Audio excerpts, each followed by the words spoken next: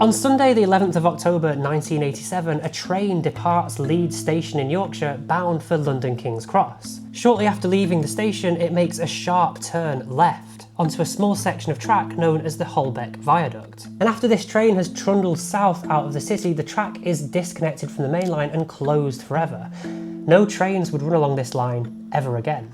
And so for nearly 40 years, it's just kind of been sitting there, derelict, growing plants out of it ever since. A 2.3 kilometre linear pile of bricks running through one of the UK's most active regeneration areas. It's part of South Leeds, it's part of my South Leeds life. I've walked to work, cycled to work, driven, caught buses, and this thing is in the background all the way. It's like a permanent thing that's always been there, and you pass and you kind of half notice it, but it's just part of the history and heritage. In this case, it's industrial heritage. But nearly 20,000 new homes are planned in the area surrounding the viaduct. A new park has already been built, the city centre is visibly creeping southwards, and the British Library are planning a northern outpost here. You can very much see the direction that this area is heading in. All of these kind of new developments, the new stuff that is under construction that is filling up a lot of that derelict land. More and more people are starting to live in this area. It's getting busier and busier. But in between all of that sits this derelict viaduct. It's too narrow to reopen as a railway and too much of a fantastic example of Victorian railway engineering to just get rid of completely. So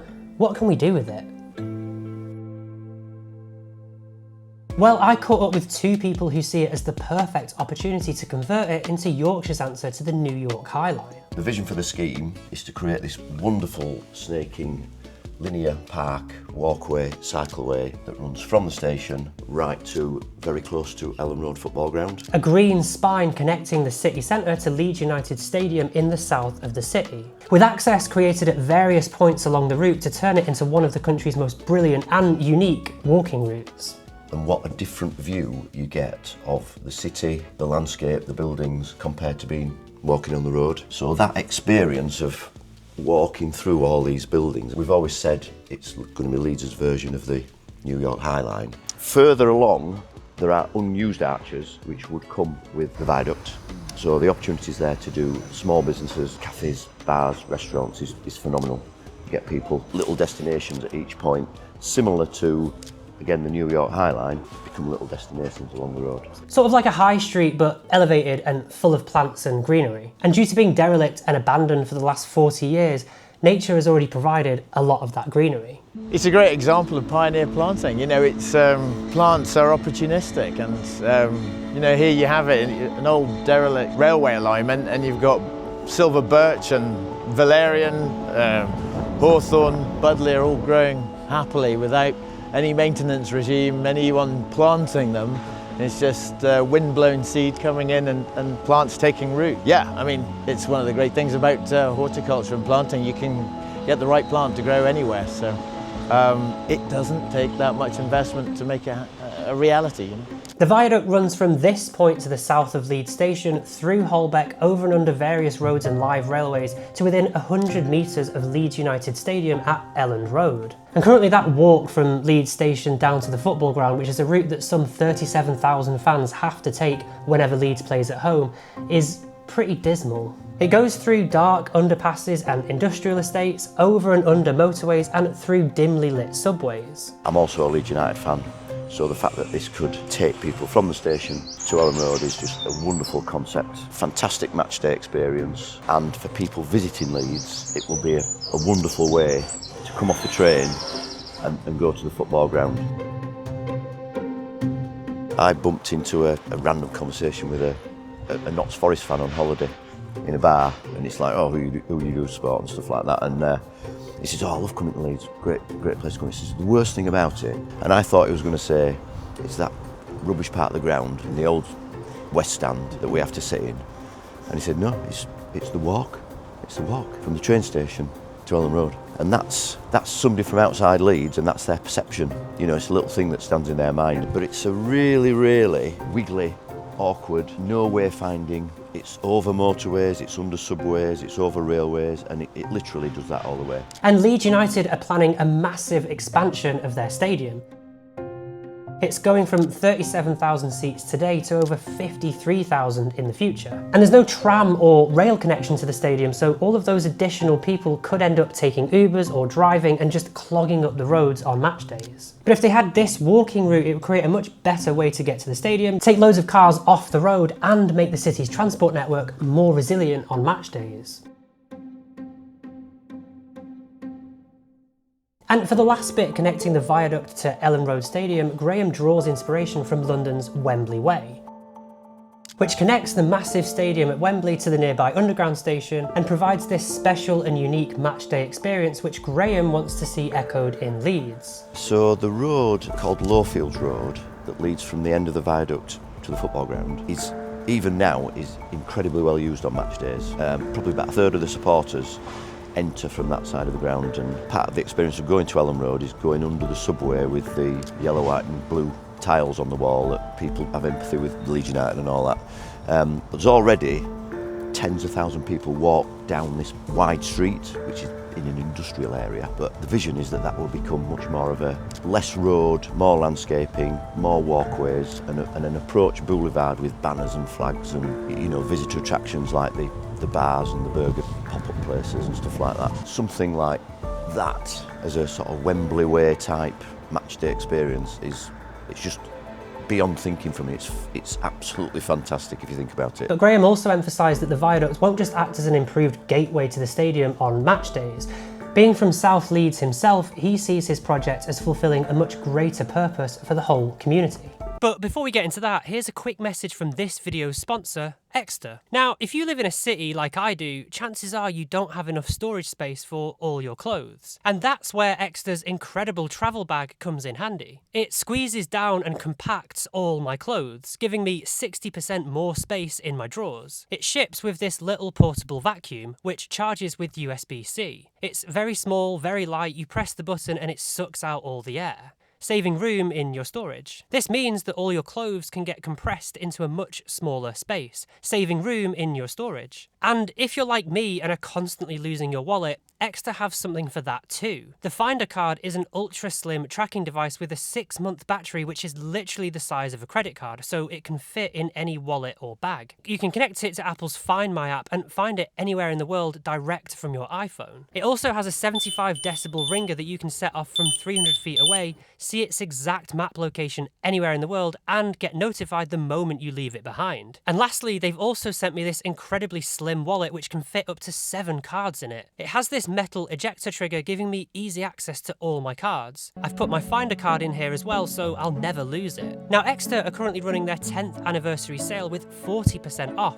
but if you use my code CityEd, you'll get an extra 20% off, giving you 60% off these incredible products. Use my code CityEd and go to the link in the description and pinned comment below to unlock that 20% off. Thanks so much to Exeter for sponsoring today's video. Now go and use that link before their 10th anniversary sale ends on the 17th of August. Now let's get back to Leeds. People in South Leeds feel disconnected from the city centre because in the 1960s and 70s there were the motorways and there are these big barriers that you've got to find a bridge across or a subway under. It's shocking, I'd say chronic, around here for access to open space, greenery, landscape. There is nowhere for anybody here with a dog to take for a walk, sit out and have a picnic. It's just like a little desert of nothingness in terms of green space. So this would be just so valuable to that community. So its day job is an everyday community walkway, cycleway, easier way to get to Leeds. And to turn this into a viable walking route, you need access points, like places that people can go from street level up to the viaduct and then back down again to properly integrate this into the surrounding area. Along the route will be 4 or 5 what I call pop-ups. Along the route there are 4 or 5 bits of publicly owned land that we wouldn't have to buy off a third party. So we're on a patch of land here near Sweet Street, and this is where there would be a tower that would house a lift with a staircase either wrapping rounding it or going at the side of it. That tower would act as a beacon to say, hello, this is the point of access around onto the viaduct and the Holbeck Viaduct project. And so when Graham talks about pop-ups, this is the sort of thing he means. So you can see we've got a lift shaft there, and then there's like a staircase here, and that effectively means that people can easily access the viaduct. So I think Graham wants to see quite a few of these all along the Holbeck Viaduct route to essentially turn it into a meaningful walking route that people can actually walk along, rather than just, I guess, something that is just there and people maybe visit it once or twice a year.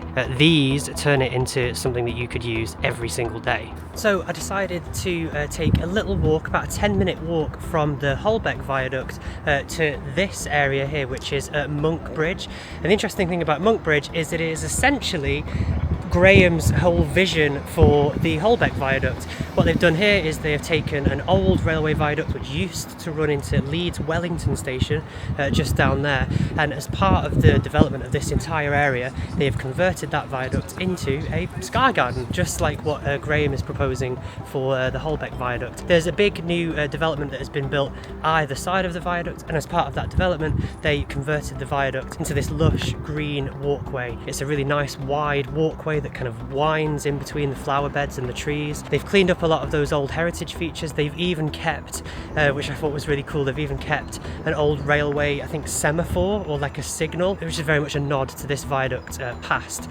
And overall this is just a really cool little bit. It's only about 100 metres, 200 metres long, so it's nowhere near the length of the Holbeck Viaduct, but I think it provides a very good precedent for what the Holbeck Viaduct could end up looking like if Graham and Tim's vision is brought to reality. And because all of this was done by the developers that built all of these tall buildings around me here, that means that there is a precedent for this kind of thing in Leeds, and what this shows is that that's already been done in Leeds.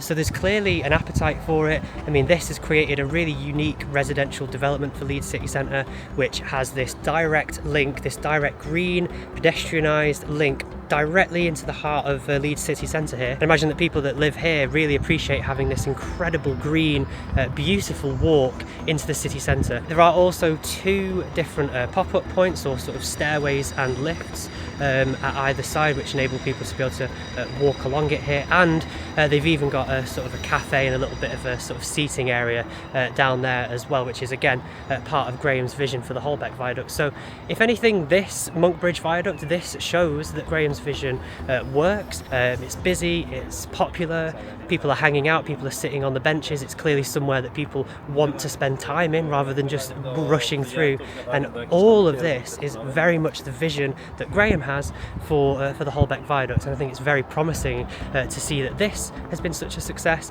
and therefore that probably means that Graham's vision and Tim's vision for Holbeck Viaduct could be successful as well.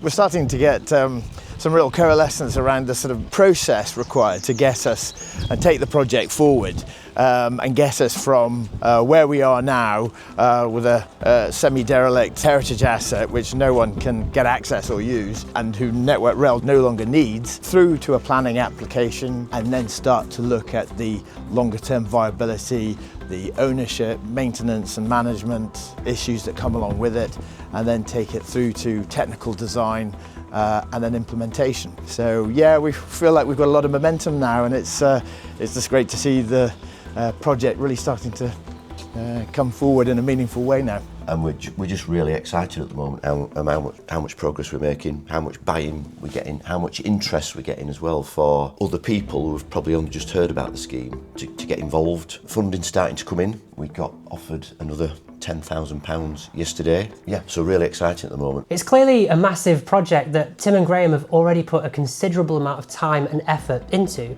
and when the three of us walked along the route of the viaduct together, it became abundantly clear just how passionate both of them are about the viaduct and of the area in general. Because this historic footpath is under the curve, look at the length of that they've had to build and how quirky and angled it is. And then you come round and look up here, we're on the footpath. This here is the live railway line that goes from Leeds to sort of Wakefield and Sheffield and Pontefract that way. And then above it is the viaduct itself.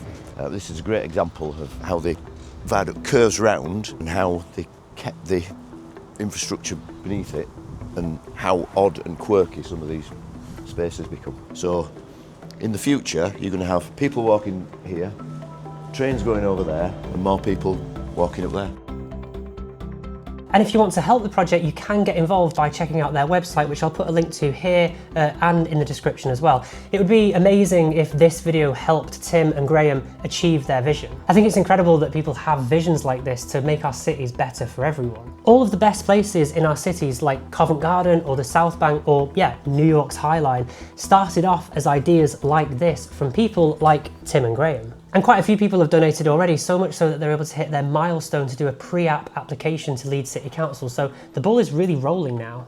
So if you want to get involved and donate, please email this address below right here. I'm sure that Tim, Graham and the rest of the team will be really appreciative of your support. If anybody would like to get involved or just express an interest in receiving more information, there's a form to fill in, and we're doing a monthly newsletter on updates, and it won the National Award for the Best Future Urban Design Project. And we're absolutely delighted with that, and it raises that profile. The main thing is it's there for information, so people can offer if they want to receive further updates. Tim and Graham were also keen to show me more of the Holbeck neighbourhood that the viaduct runs through. It's called Holbeck because of a river that runs through it, the Holbeck. Beck being an old local name for a small river. Graham has lived in this area his whole life and his architecture practice is based here. Yeah, so my architect's practice is called Edward Architects, and we're in that building there, which is an 18th century mill built by John Marshall, using the water from the Holbeck to make the flax.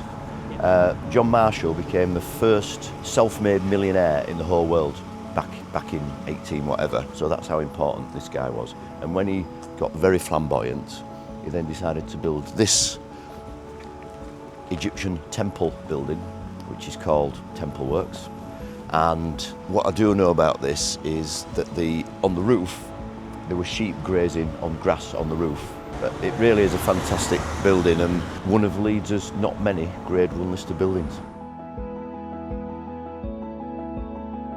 It's been getting derelict as this building for many years, and the cost of refurbishing it for something has been very off-putting. Rumour has it that the Chancellor had said yes, the funding needed to get the British Library, their new HQ, into this building and the mills behind it is going to get the big tick in the box, and off it goes. And that's part of this whole regeneration of this area around the sort of New York style apartments, the oldie worldy former foundries and roofscape industrial heritage buildings, and this will be right in the middle of all that development.